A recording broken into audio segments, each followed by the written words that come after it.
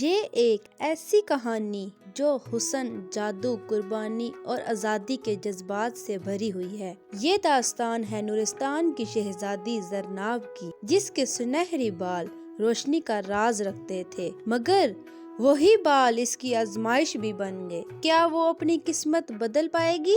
آئیے سنتے ہیں یہ دلکش کہانی۔ زمان و مکان کی سرحدوں سے پرے ایک ایسا سلطنت تھی جہاں چاندنی چمکتی تھی اور سورج سونے کی کرنیں بکھیرتا تھا۔ اس سلطنت کا نام تھا نورستان، جہاں ہر چیز خوبصورتی اور جادو سے مزین تھی۔ لیکن اس سلطنت کی سب سے نایاب چیز اس کی شہزادی تھی، جس کے بال خالص سونے جیسے چمکتے تھے۔ شہزادی زرناب کا حسن بے مثال تھا۔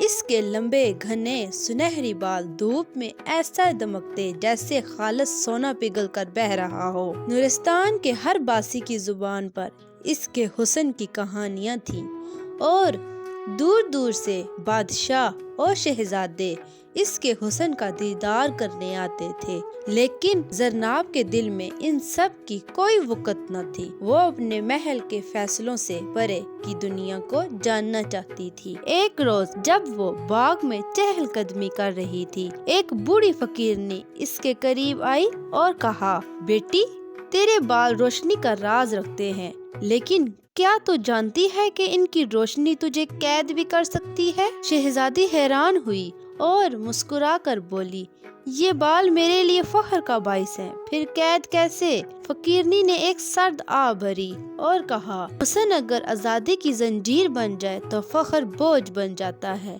اگر تو اپنی حقیقت جاننا چاہتی ہے تو رات کے دوسرے پہر چاند کی روشنی میں جھیل کے کنارے آنا۔ زرناب حیرت میں ڈوبی رہی۔ اس کے دل میں ایک انجانی کشش پیدا ہو گئی۔ رات کے دوسرے پہر چاندنی کی چادر میں لپٹی وہ جھیل کے کنارے جا پہنچی۔ جیسے ہی چاندنی اس کے بالوں پر پڑی، جھیل کا پانی چمک اٹھا اور اس میں ایک سائے کا عکس ابھرا۔ وہ سایہ اس کے بالوں کی طرف دیکھ کر بولا، یہ سونا قدرت نے تجھے آزمانے کے لیے دیا ہے، لیکن کیا تو جانتی ہے کہ یہ تیری سب سے بڑی آزمائش ہے؟ زرناب نے کانپتے لہجے میں کہا، تم کون ہو اور میری آزمائش کیا ہے؟ سایہ بولا، میں اس جھیل کی روح ہوں۔ بہت سال پہلے ایک جادوگر نے اس سلطنت پر سحر کر کیا تھا کہ جو بھی یہاں پیدا ہوگا وہ حسن میں بے مثال ہوگا، مگر آزادی سے محروم ہوگا۔ تیرے بالوں کی روشنی اس جادو کا آخری نشان ہے۔ اگر تو سونے کے ان بالوں کو قربان کر دے تو نہ صرف تو آزاد ہوگی، بلکہ نورستان پر چھایا جادو بھی ختم ہو جائے گا۔ شہزادی ششپنج میں پڑ گئی۔ وہ جانتی تھی کہ اس کے بال اس کی پہچان تھے، اس کا غرور تھے، مگر اگر اس کی قربانی سے سب آزاد ہو سکتے تھے تو کیا یہ قیمت زیادہ تھی؟ بالآخر زرناب نے ایک خنجر اٹھایا اور اپنے سنہری بال کاٹ دیے۔